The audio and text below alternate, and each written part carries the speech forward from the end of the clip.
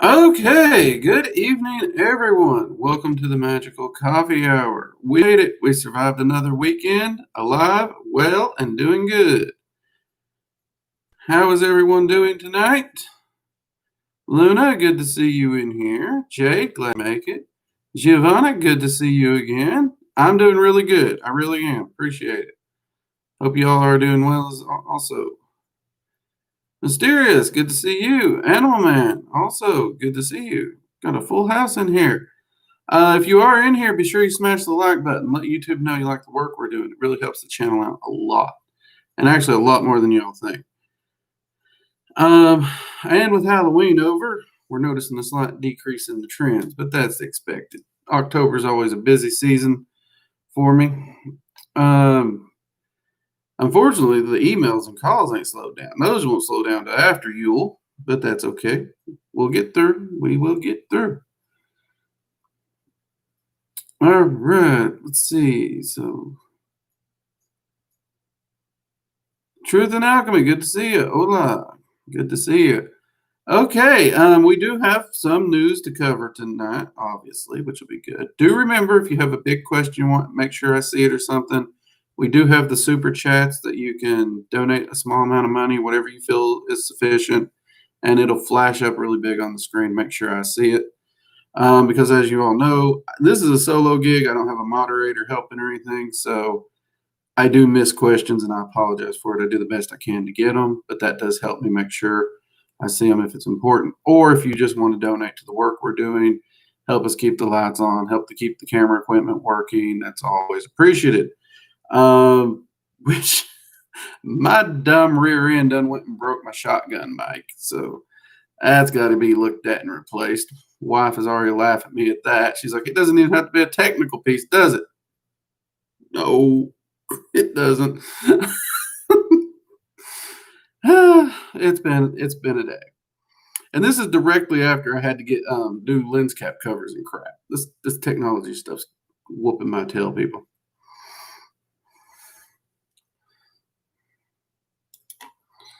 All right, let's see what we got.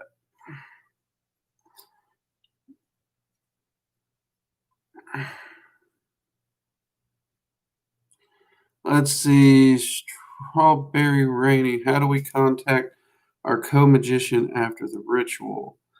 If you're talking about after the ritual where you've met your co-magician, so by this time you should have learned the Dragon's Flame ritual, then you should have met your guardian dragon, built that bond up strong, and then met your co-magician. If that's what you're meaning in that order, you can actually call on them via the term co-magician, Monte, or the name that they gave you during the ritual if they gave you a name. Your other option is to go to your arcane sanctum, and they will also meet you there as well. They are actually always with you, so you don't have any issues there. They're always with you.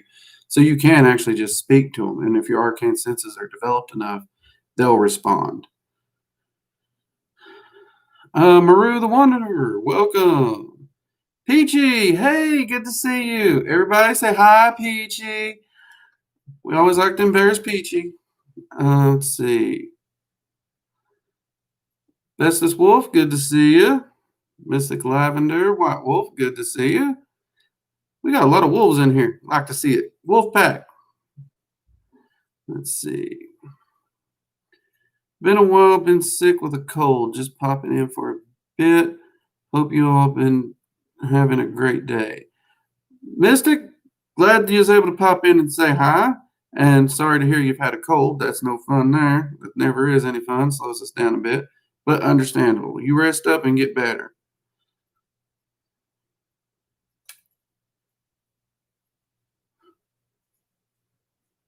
Nothing wrong with being a lone wolf. Honestly, I don't really play well with others most of the time. I do all my work solo, so I understand that truth in alchemy. There's been lots of people in the Discord tried to get me dragged into some group work. Don't think any of them succeeded yet. Which any of you who was around for the Halloween live stream probably saw how awkward I felt doing a ritual on the live stream that night, even a small ritual as it was. But yeah, working alone is great. I highly enjoy it. Actually, I would personally, if you want my opinion, I think all practitioners should hone their craft alone because really, at the end of the day, you're the only one you can really rely on. So you really should hone your craft and understand how to function and work alone.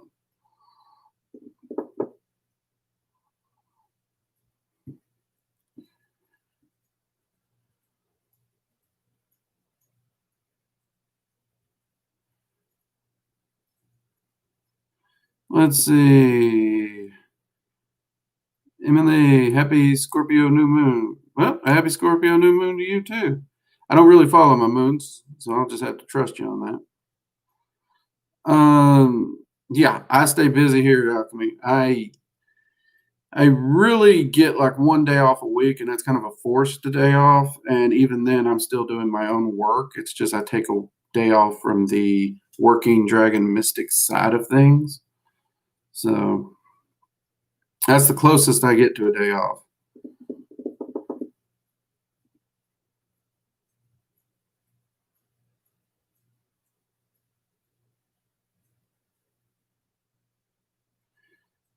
Take it easy, Mystic. Have a good one. Have a great week. Hope to see you again soon, actually. Okay, we got 18 people in here and only 9 likes. So if you're in here and haven't smashed that like button, please do. Helps us out a lot. So few of you have messaged me about a comment I made Friday where I mentioned the Yule Special Edition coffee mug contest. It would appear a few of you are somewhat anxious about the Yule Solstice coffee cup. Now, here personally at the house, me and Mrs. Mystic, we tend to do no Christmas, no Yule, no nothing till after Thanksgiving. But I do understand y'all got a lot that you got to do and think about and draw, and I know art's not quick. So I thought about it. Let's go ahead and kick this thing off. I'll go ahead and get it set up and posted in the Discord, which is where you will need to submit your submissions if you want to join the contest. So, just like the Halloween one, what are the rules? Well, rules are simple. Design a piece of artwork, needs to be relatively a square work, just to make it easier for printing it on the coffee cup. And theme it around the Working Dragon Mystic channel, the work we do, also around Yule, the Solstice, and the Wild Hunt. We've decided that we do want to add the Wild Hunt in there. So anything along those lines, do keep it within the, we'll say PG 17-ish area. You're good to go. Now, if you win, your artwork will be chosen to be printed onto a coffee cup. Due to changes the printing company gave me, I can't do the free cup again because, yeah, that got into a rough spot. So the winner will get 2 free 50% off coupons, one that they can use on the coffee cup and one that they can choose to use on another item for the winner. Okay? And I'll make sure the rules and the details are posted in the Discord as well. And I'll even try the messaging section on YouTube. I'll try and get that to work and post it there as well. So everybody will know, and I'll make sure the Discord link's there. So you can submit your work as well. As always, I love seeing your all's work. We have some tremendous artists amongst the Working Dragon Mystic viewership. You all are absolutely awesome. I can't draw a stick figure, so it's really nice. Though I will say, remember, I do not vote on these. I will not be voting on these at all. But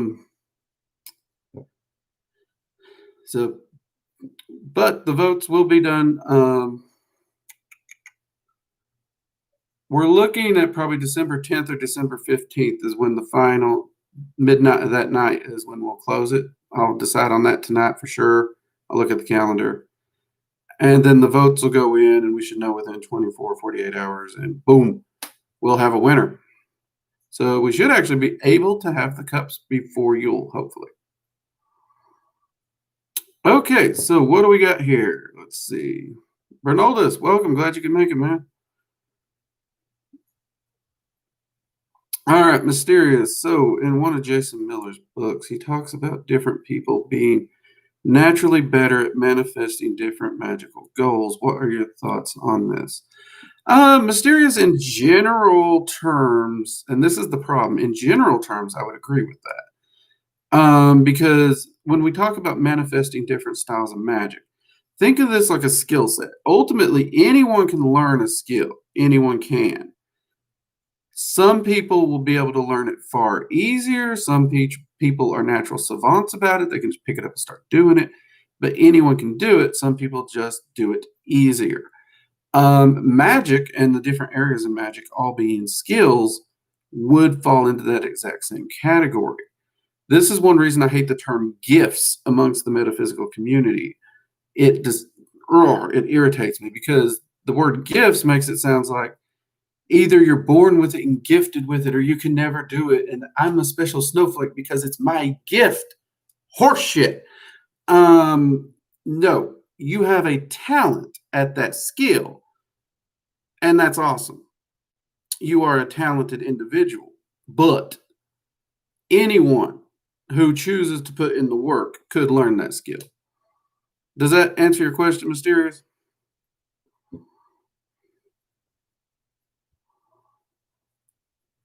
Bestest Wolf Lover. For those who are beginners in magic or may not have a lot of knowledge about it, can you explain a lot if Solstice celebrating ideals and magic of dragons and about the wild hunt? To help with, yeah, you know what? We can do that. We can talk about it. The thing is, this is a little hard topic because the lore is different depending on the cultural celebrations. So you will find that earth dragons really do like the winter solstice because it's the colder half of the year. They prefer those colder patterns, which does make sense. Now, the solstice as a whole is a celebration of the coming new year, and it's the end of the dark time and the coming back of light and sun and warmth and the fertile lands and the springs and all that. That is literally the primary thing. Amongst the Fae, actually, the winter solstice is when the courts actually again change hemispheres. So currently speaking, the Unseelie court or the winter court is in charge of the northern hemisphere. That's why it's winter here. So until the solstice, Mab would be the one that's fully in charge and doing running the show in the northern hemisphere. While in the southern hemisphere, Tatiana is going to be running the show. Now at the solstice, that exact pattern flips. So the summer court or the Seelie court will be taken over. And that's going to usher in that time of warmth. As the sun begins to come back, the days start growing longer. The solstice, the winter solstice, is also the longest night of the year. So it's the darkest night of the year, or longest night, darkest day, as it were. So you see that natural transition and cycles happening. You also see this in many spiritual or pagan traditions represented by the Oak King and the Holly King, where they do battle at the solstice. So at the winter solstice, for example, the Oak King will defeat the Holly King and will reign for the next half of the year until they battle again. The Wild Hunt. This one's a tricky one. And I'm actually wanting to do a video on it leading up to Yule, because this is one where I'm going to need to pull a lot of notes to try and do this video. It's going to be fun, though. I'm really going to enjoy it.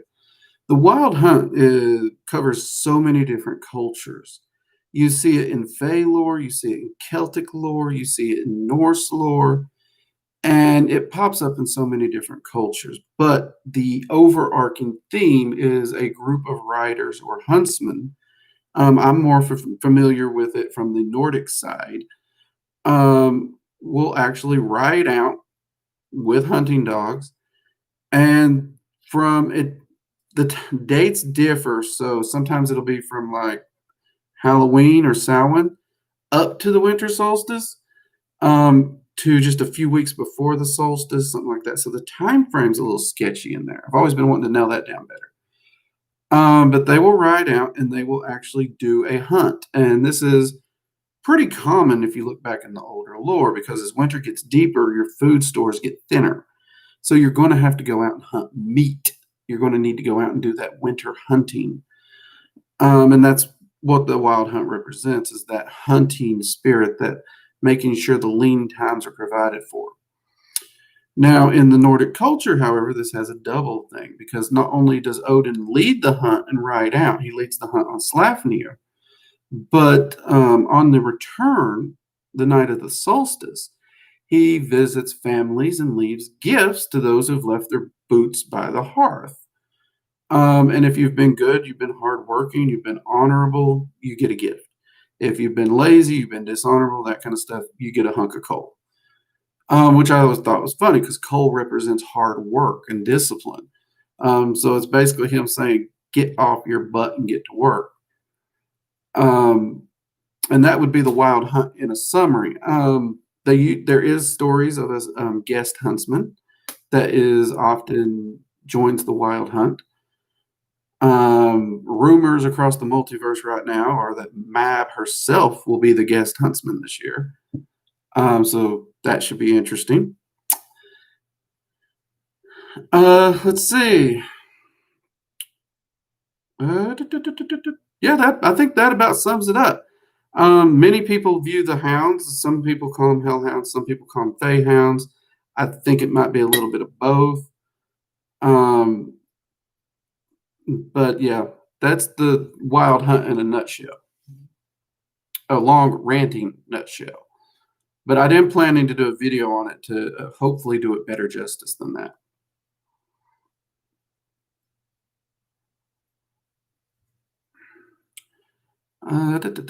Lulu, good to see you. Welcome. I was mid-rant when you joined. Rune Fuchsia, welcome. Mysterious. So if someone had glaring weakness, such as being unable to manifest prosperity, but able to do a baneful spell, would you recommend them working harder in that weak area? Yeah. You're only going to develop a skill by training it. You need to work harder in it. There's plenty of areas of magic where people do fall behind, and generally speaking, those are the areas you're going to need the most work, the study, the research, and the understanding. But if you follow those pieces, in the science of magic and how to do a spell, like crafting your own spells, in that video I talk about different pieces, you'll do it. You will do it. It also has to do a lot with how you view it, because if you're wanting like prosperity spell to just drop a bag of money in your lap, I don't care how good you are at prosperity spell, it ain't going to happen. You're going to have to do some part of it on the physical side as well. But yeah, I would say any area of magic where you're weaker at, to work on and train. I actually will do spells in every area of magic that I can think of on a regular basis, either A, to get better at it, or to train myself up so that any weaker areas I am very capable at if I should need it. Peachy, you love my new shirt. Thank you. This is actually, it's hard to admit, but I'm a Southern boy, and this is my first flannel.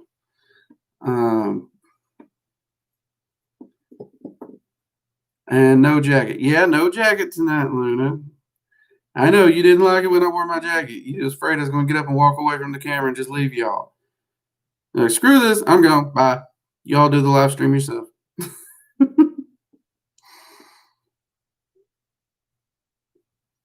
Mangrove, welcome. Good to see you.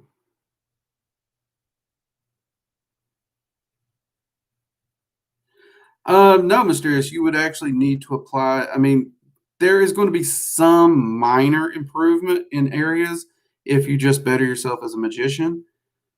But honestly, to get better at a specific area, you need to actually work in that area, because those areas and those energy patterns do differ. So you need to be good at using those energy patterns. So if you're having trouble with prosperity spells, you need to start doing more prosperity spells, more research, more work, and more focus in that area. Magic is not for the lazy, by no means. If you think things are going to be easy peasy doing magic, or that you can sit back, magic's not easy. It is a lot of hard work. A lot of hard work. It's worth it. It is worth it, but it's a lot of hard work. Let's see. Carrie Strangeland, thank you for the information. No problem. You're absolutely welcome. Glad I can help. Eduardo, welcome. Good evening to you as well. Julie Arbiter, how long do you have to be practicing before you can contact your guardian dragon? Jolie, is it? Yeah, that's Jolie, I think. I hope I'm pronouncing that right. If I'm not, I apologize. Honestly, Dragon Magic I find to be very approachable for a beginner. In fact, the Dragon Magic 101 course that's over at the school for $30, I think. It's an entire path working beginning to end that gets you through the basic rituals, basic meditation, meeting your guardian, your co, and even the first 4 rulers. And it is set up so you can come in as a base beginner and do that. So I would say that honestly, before you reach out to your guardian, get a bit of meditation down so you do understand some meditation and trance. Most people can do this within 2 weeks to a month, easy. Work on your arcane senses at the same time you're doing that. Again, so you're looking at 1 month. And build an astral sanctum. If you can if you can do meditation enough to set up an astral sanctum, you're solid for your guardian dragon, Jolie. No problems on that one.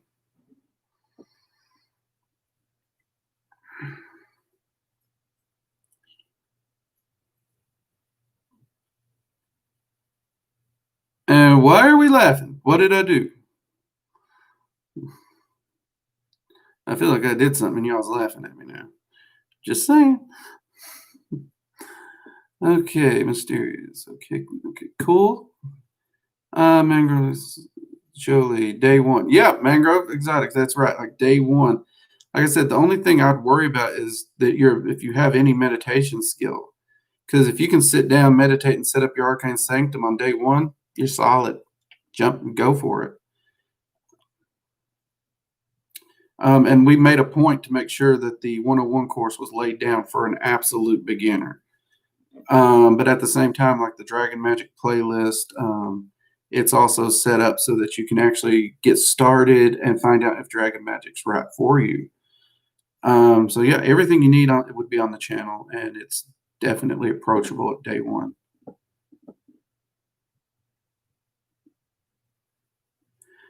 Truth is alchemy. Do you think love can be used? Oh, hell yeah. Love could easily be made baneful magic. Easily. There's a reason love spells are possibly, if they are the biggest spell to backfire and turn on a person, hands down. Most love spells, the way people want to write them, end up as a form of slavery. That is baneful. There's no way to slice it. If you are altering someone else's free will, that is baneful. Because there's no way to alter their free will and not cause harm to them. That is it. You can't alter free will and not cause harm. So, yeah, in that context, it is easily baneful. Because baneful magic is defined by any magic intent to cause harm. Then there's all the problems that can be generated through a love spell that people don't think of. Love spells create stalkers, addictive behavior, all kinds of nasty stuff all the time.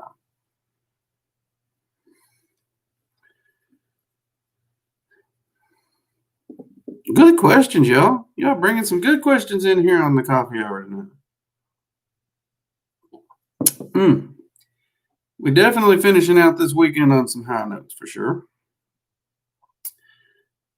I actually felt like I was fighting a bit of something earlier today. I think I already kicked it though. Woke up, chugged a lot of coffee, had a good breakfast. I think I won. We're good.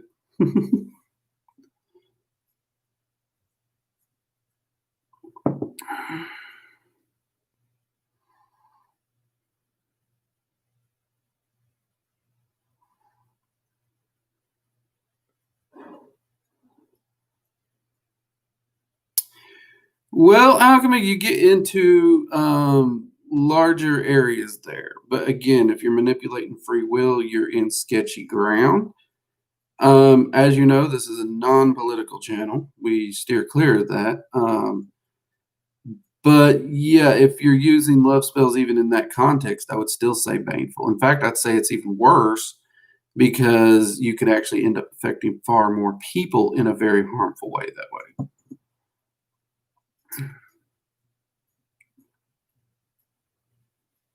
Let's see. Banfuchi. Remember in one of your videos on Guardian Dragon or Co-Magician, sometimes they can give you information that are not in a book. How can you verify this info? Trial and error testing. That's exactly how. There's a reason I say a magician's journal or grimoire or book of shadow. Call it what you want. You can call it Bob if you want, but that journal is hands down, beyond a shadow of a doubt, the magician's most powerful magical tool, because it is through your record keeping, your research, your testing, that you're going to see manifestations. You're going to see things prove out. You're going to see it manifest. You're going to see it creating those changes you want. And that is the goal in the end, is to get those manifestations and those changes. So that is going to be the best way to verify anything. Now, some things, sure, if they say so and so died in Hoboken, New Jersey on February 10th, that's something you could easily go to a Hall of Records and confirm. But also, that's usually information that's not going to help you one way or the other in manifesting or creating the life you want. So, those kinds of things, most of the magical things, it's all about testing and record keeping. And I know that's a lot of work and a lot of time, but that's what magic is. There's no quick and easy light switch to get things confirmed. Your other option is to potentially have a circle of friends that you talk to, mages, and see if they've encountered the same information. That does sometimes happen. But even amongst my colleagues, I'll admit that rarely happens in the percentage. Usually everything has to be confirmed through research, trial, error, and using my journals and my notes. Let's see, Carrie Strangeland. What about if someone is using old dark magic to help to keep someone from you sending stuff not nice our way in order to have them? In that case, you need to do unbindings, you need to do protection spells and banishing spells, which we've covered on the channel many times, but you also need to make sure you know who it is if you're going to target somebody. I generally recommend doing them in a non-targeted method. That way, whoever it is, even if you got the wrong person, you still manage to undo it. Let's see. Mangrove. Has someone asked me about shadow creatures today, described as big slugs that move like roaches? Any idea what they are? Honestly, it sounds like what most people refer to as astral nasties, which are essentially energetic. Yeah, they're not quite a thought form. They're not actually intelligent. They're just more instinct based, almost like a energetic amoeba. And they're created by random emotion outburst and stuff like that, energetic sludge, those kinds of things that generate everywhere in the multiverse on a natural basis. And also, they're very easy to get rid of. Even the most basic cleansing spell or ritual would just blast them out of existence. They literally become your one hit point rat in a role play game, if you know what I mean. But that's exactly what that sounds like. And they do look like a shadowy, kind of cockroachy slug. So that would actually make a lot of sense there.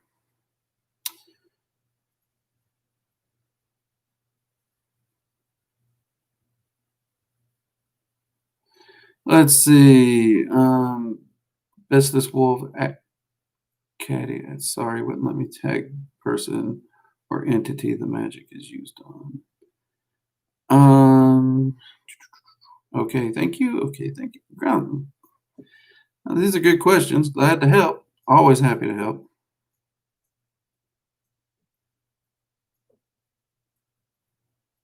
Okay, Strixelberry Rainy. I've lost motivation on this path. Has this ever happened to you? And what did you do to get back on it? Yes. Oh, yes, this happens. Some people even refer to it as magical burnout. You just keep going, going, going, and you're like, that's it. I'm done. Can't. Yes, it has happened. For me, I was really hyper focused on something and working. And there was a point where I would step away and I'd probably go a week or 2 weeks. I think the worst was ever a month where I didn't do any magic.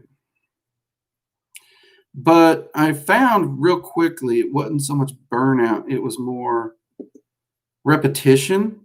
And I don't do well with repetition. That's one reason I'm not good at punching the 9 to 5. So that's when I started diversifying what my research was. So I'll dive into one specific research project.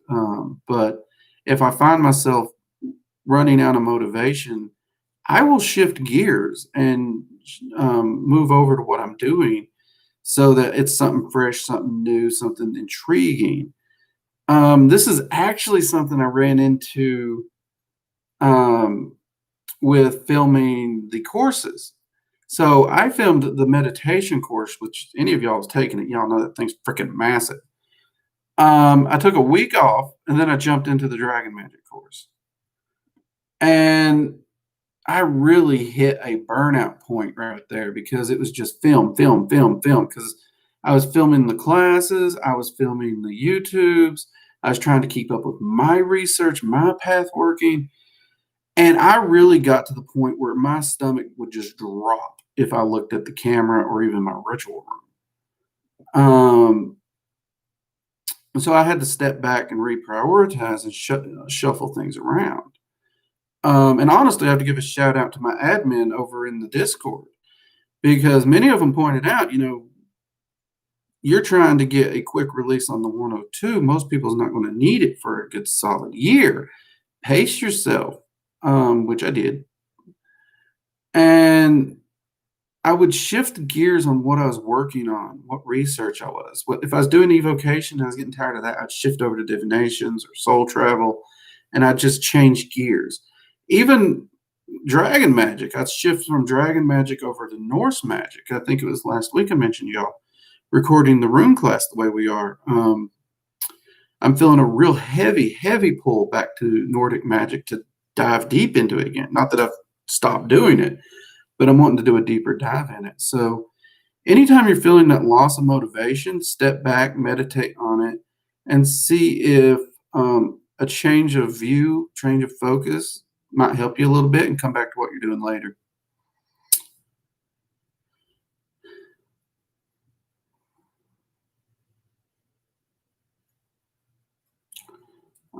Cosmic Plays.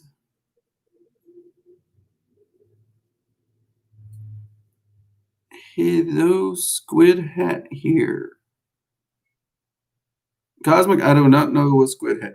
Do I know a Squid Hat? I don't think I know a Squid Hat.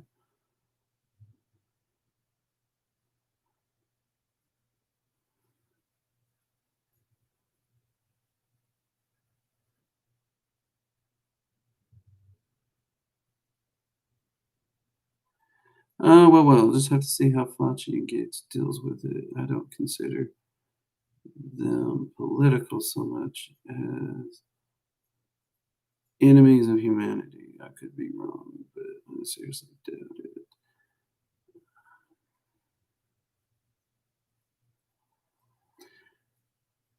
Again, Alchemy, that's a borderline. It really is, my man. I apologize.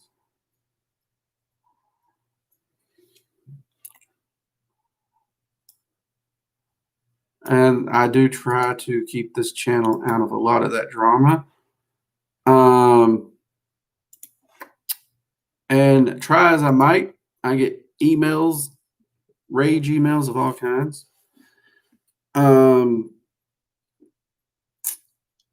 it breaks my heart because I do try to keep things relatively positive and helpful here.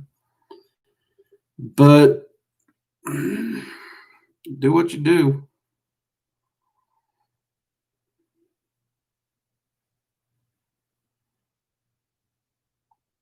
Giovanni, oh, I detest repetition. I get you. Yep, see, and it's weird because, like, when I first started doing my morning hailing ritual, I thought that would be uberly repetitive.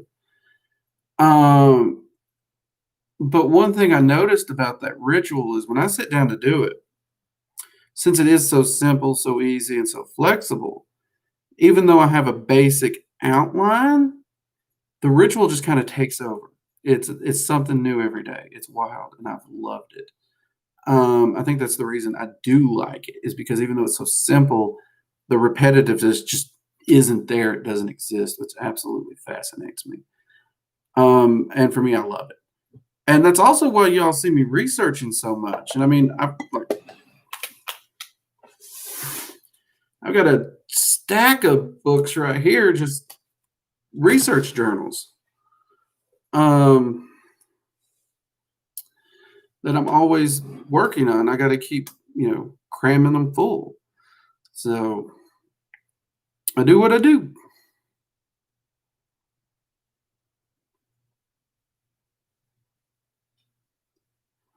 Let's see. Barbara, I think of the beautiful earth and want to do my best to support her. Any suggestions with the dragons? Yeah, honestly, the first four rulers and dragons all work really, really beautifully with the earth.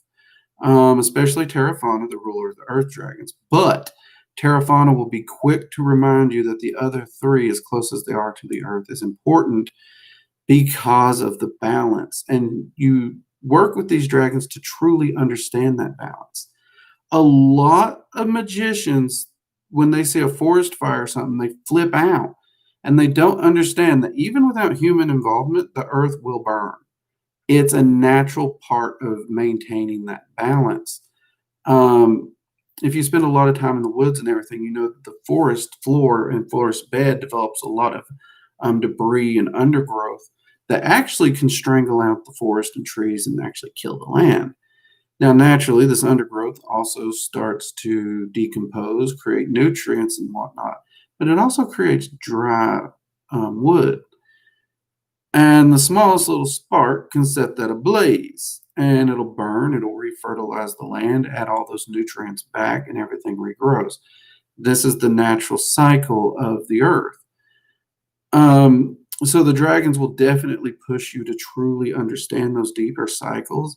And it's hard. Oh, it's hard. Believe me, even for a woodsman like me, it really is hard to see some of these destructive things as a positive, but they really are. But yeah, I would work with those first four rulers, Barbara, and focus on what you can do to help. And also work on energies to maintain that balance, because as long as those energetic balances are maintained, the earth will thrive. You can be sure of that. Good question. Real good question, Barbara. Rainy, don't let the negativity get to you. There are a lot of people that like/love your work. The hate comes with the passion. Man, don't I know it? And you know what? I knew what I was getting into, and I appreciate your comment all the same. I really do. I actually don't let it get to me. I actually let it fuel me and drive me forward. In the morning, I get up, make me a cup of coffee. I'll check my email. Usually find all the hate mail. Usually get a giggle. And I use that as my motivation to get up, do my ritual work, sit down, and produce content for you all.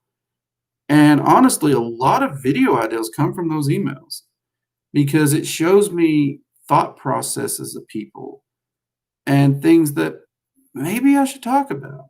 Maybe I should make the greater community known of my perspectives on certain magical topics.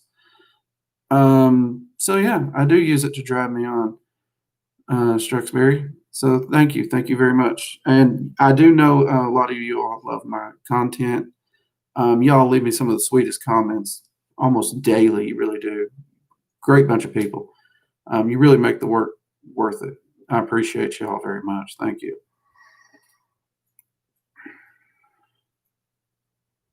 Let's see. To tie into the previous question, how would you tackle studying a subject, practice, or path that has little to no surviving records? That is a good one. And honestly, you know what? Norse is a perfect example. Most people don't realize it. We have next to nothing on actual Nordic magic and practice. Nothing. About the only things we do have is the few grave runestones we found.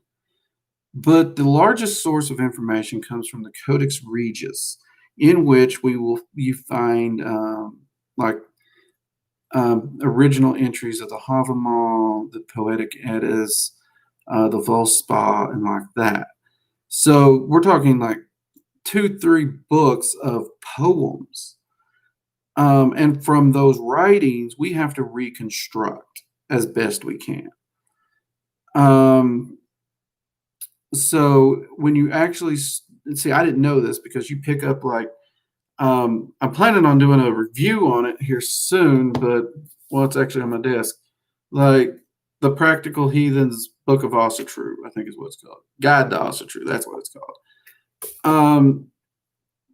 It's laid out in a way that you think there's a lot more information out there, but there isn't.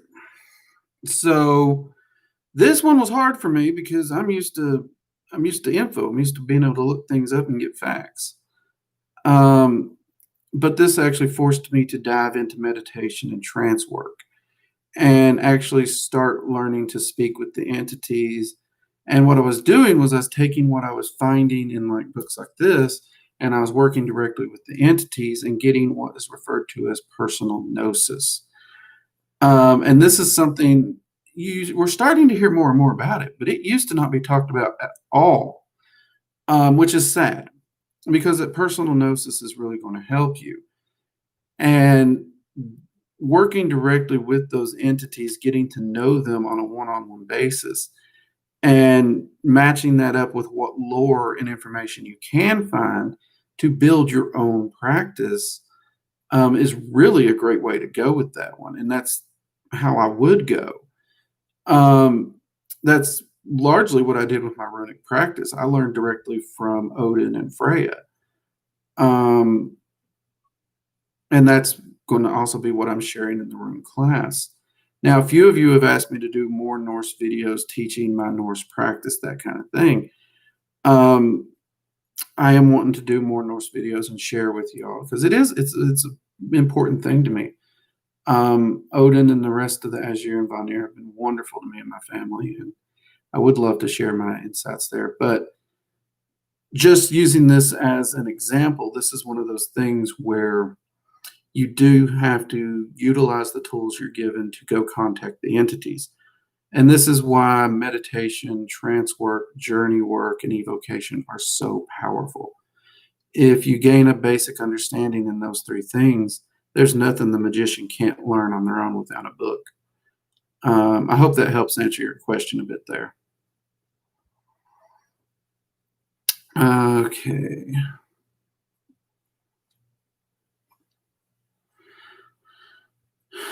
Watching a 3-year-old allows us to talk about the removal of free.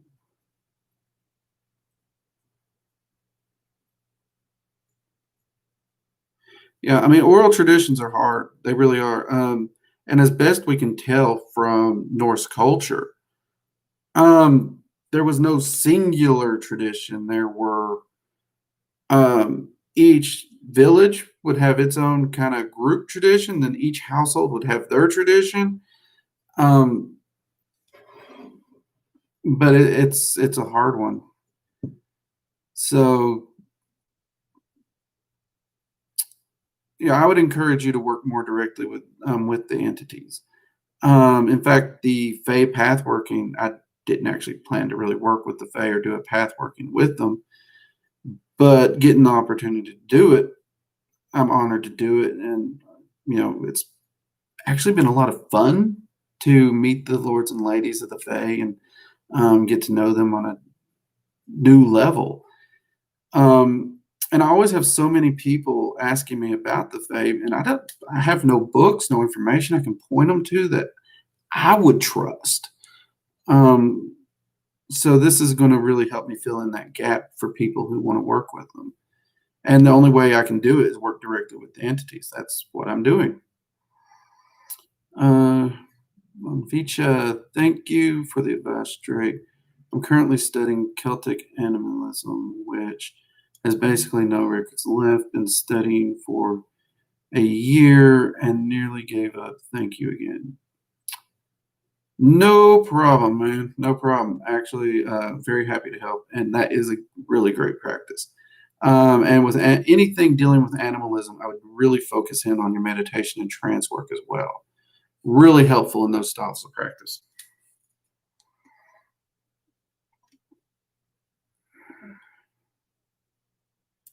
Uh, Austin Embry, thank you for the encouraging comment. YouTube flagged it there because language, but that's okay. It's still encouraging. I appreciate it, Austin. Appreciate it a lot. Thank you. But to sum up Austin's comment, he said, "Heck right." Um,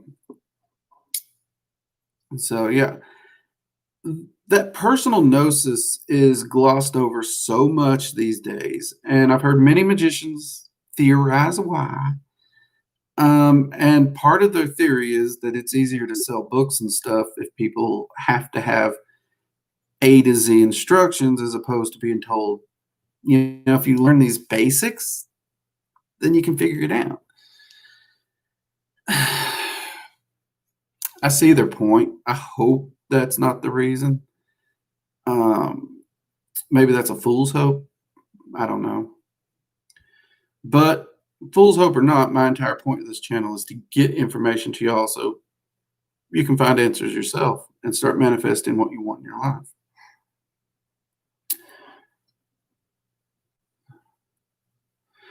Okay, so we got 48 minutes already on the clock here. We do have a video coming out Tuesday. And if I'm remembering right, it's the next lesson in the rune class. So I think that's pretty cool that we've been talking about Norse and trance work so much. We did get the Lucifer video filmed, edited, and ready. So we should be seeing that. What is this, the 15th? I want to say end of the month, early next month is when we should be seeing the Lucifer video y'all's been asking about. So keep your eyes out for that one. I know a lot of you's been looking forward to it.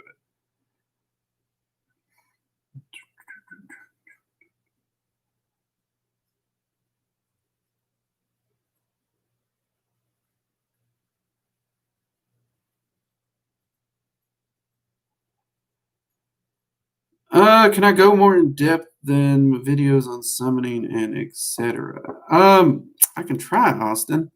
I can try. When you're doing summoning or evocation, there's a few factors that you have to have down. First off, you need to know what the entity you're wanting to summon is, and you should at least have its name. Granted, if you have a sigil that it's known by or one that you've crafted for it, that can help you out a lot. Also, this needs to be an entity whose energy pattern you're familiar with in some way. This is why I recommend taking time to meditate on the entity and work with the entity in meditation before you go into summoning it. And I usually recommend doing this for 1 to 2 weeks daily. If you're not doing daily workings, then that you might want to extend that time period because you want to make sure you understand the entity you're working with. And the better connection you already have with the entity, the better you understand its energy. Again, the easier the evocation will be. Then you're going to need a functional system of summoning. You're going to need to know your system. You're going to need to know that it does function and it yields results. Now, my system of summoning has been stripped down to the basics because that's my style. I do very simple on it. So the basics of what you will need to do is you're going to need the name of the entity, at least some repetitive incantation in which you can write. This can be a short sentence of calling. So for Lucifer, it could be as simple as Lucifer, Lucifer, the morning star, I call you, join me here and now in this place and grace me with your presence. Just over and over and over and over.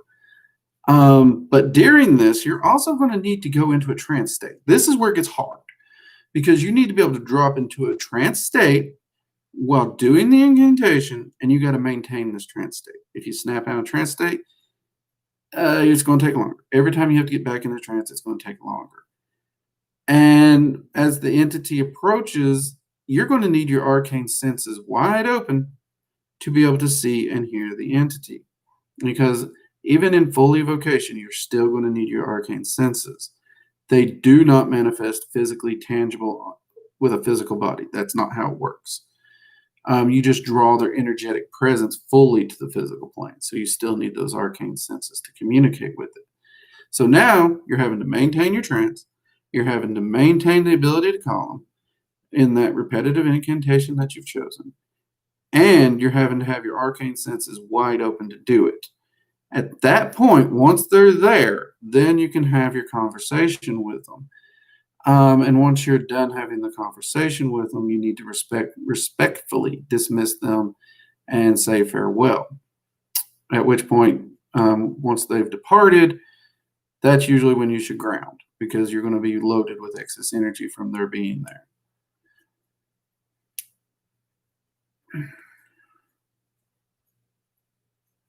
Bornhold, just raise those likes. I summon thee. I like that, Born. Yeah, definitely smash that like button, people. Help us out. Get the channel some attention. Share the word, as it were. Help more seekers out there find this information so that we can get it out there to people. Austin, thanks, Drake. No problem, man. It is a tough topic. I am planning to do a full course on evocation. That way we can really get in depth. We can go into my grimoire. I can video different rituals. I'm wanting to really dive deep into it. I just got to get the time to film it, man. And I know so many people's looking forward to so much, and it's just me doing this. I don't have a team. I wish I did. I wish I had a team, but it's just me. But I do have a lot of plans, a lot of things I'm trying to get done. As you know, I am testing the rune class to see if I can do classes for free on YouTube that will function. Maybe that will work out with the evocation class. We don't know. It depends. There's a lot that depends on how things function and whatnot. But I am trying to get as much information out there. And I know evocation is a big, big topic. So, yeah, I'm trying to figure out how I can get that more information to you on it quicker, as well as work on the class. But thank you for asking, and I'm glad I was able to answer it to some extent for you, Austin, because it is a tricky topic. All right, Edelman, when doing a spell, should you focus your intent while putting out the energy, or should you focus your intent after you put out the energy? During, Animal Man, definitely during. And you want to actually see the intent already manifested. Don't worry about the hows. Don't worry about the process. You just want to see it already there. So if you need $500, see yourself already holding the $500 you need. Don't question how you got it. Don't think of anything of that. Just focus on the goal and solely on the goal. And keep that focus the whole time you're pushing energy into it. because then all energy goes to manifest the goal. If you flip it around so that you're pushing the energy, then intent, the energy is not going to lock onto the intent. And if you're trying to build a process, you may not take the quickest, easiest necessary route. And you can actually be working against yourself if you're trying to decide the route of manifestation yourself. I hope that helps, Animal Man.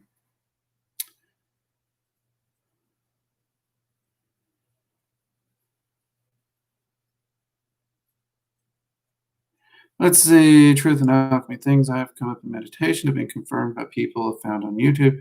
Usually the next video I'll watch. That's how I found you. And many other amazing teachers on here. You know, truth, that's one of the things I've noticed. I'll be meditating on something and stumble across a little thing and be pondering it. And I pop up on YouTube to upload something, answer comments, or even maybe just check out a video to relax.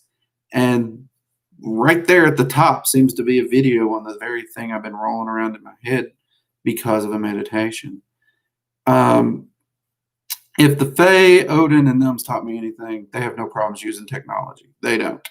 They love technology, and they will utilize it. So, yeah. And honestly, I'm glad they led you here. I'm glad to have you. Well, you've been a great part of the community. We appreciate you. And you're right. There are a lot of fascinating teachers here on YouTube.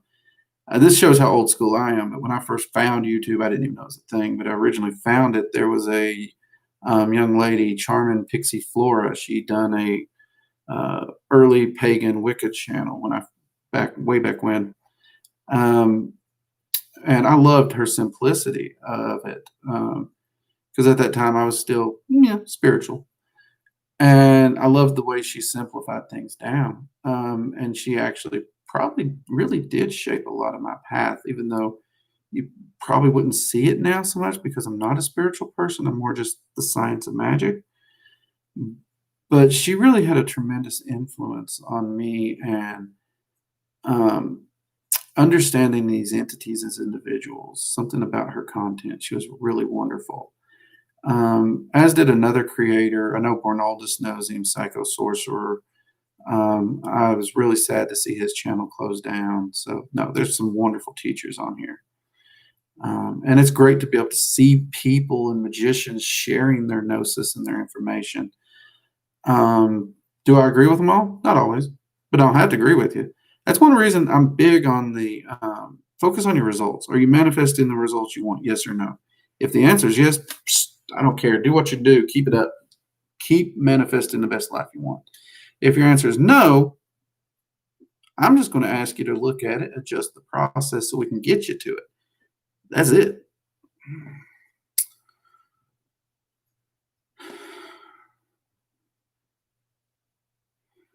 Let's see. Having more likes than viewers is my favorite magic trick you always manage to pull off. Having more likes than... Do I? Well, I did. How do I? I'm going to guess we're getting likes and then people wander off to get coffee or go to bed, computer shuts down, something like that. Some people don't like to hear my rambling as much, or some people come in to get a question answered and wander off, which is cool. It's all good. We're all here to have fun. It's gonna be rainy. How would I go into a trance state? We do have a video on meditation and trance, but trance state is essentially a very deep meditative state. So you need to work on your meditation and work on falling deeper into the meditations. Now, a lot of people, when they transition from meditation to trance, there's like this earth dropping out from them feeling, which panics them and then starts them, and then boom, they snap back out. This is one reason I do recommend the Arcane Sanctum, because the Arcane Sanctum exercise and constructing it, you're going to have to enter into a meditative state. And as you transition to your Arcane Sanctum, your brain is naturally going to slip into that trance state.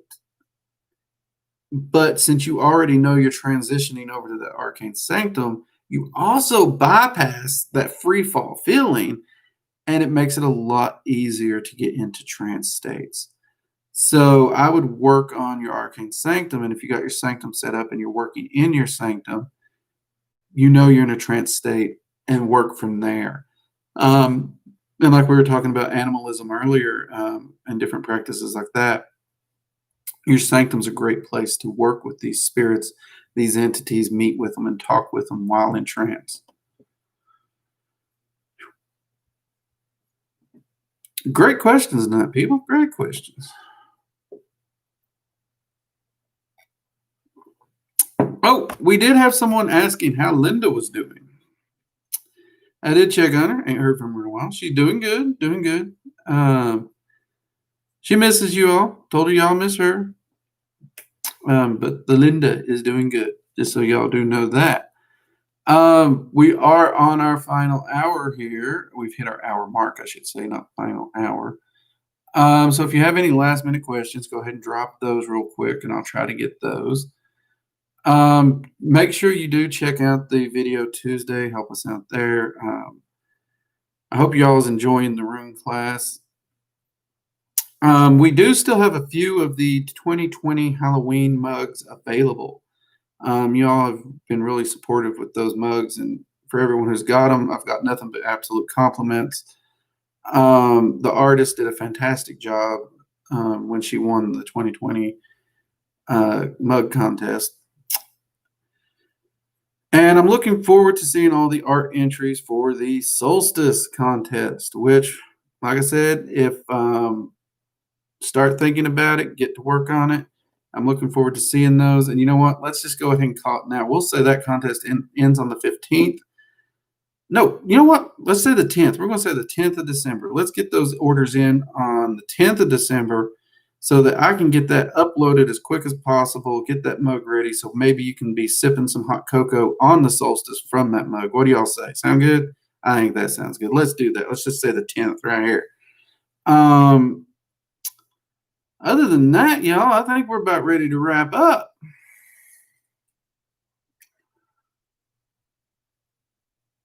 Thank you for having. No, thank you all for joining me up in here with my ramblings. It's always good to have you. You know, I enjoy ending my weekends with y'all. Y'all really do make my weekends end on a high note. Gets me ready to hit the week at full steam. And also, it reminds me why I do the work I do, why I work so hard to create the content. It's for y'all. So thank you all for joining me.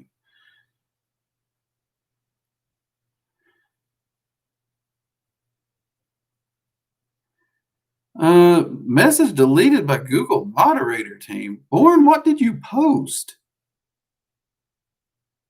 Okay, Born, you and I is going to need to have a chit chat because what in tar hoonies? I didn't even know that could happen. Okay, that's a little creepy. I'm officially creeped out now. Hmm.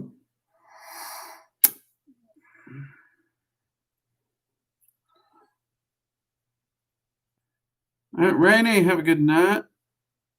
Yeah, let's do that. Let's do that, Born. All right, everybody. I got some shenanigans I got to get into before I head to bed tonight. Got a lot of shenanigans, actually. I hope you all have a wonderful week. Whatever research you're doing this week, hit it hard.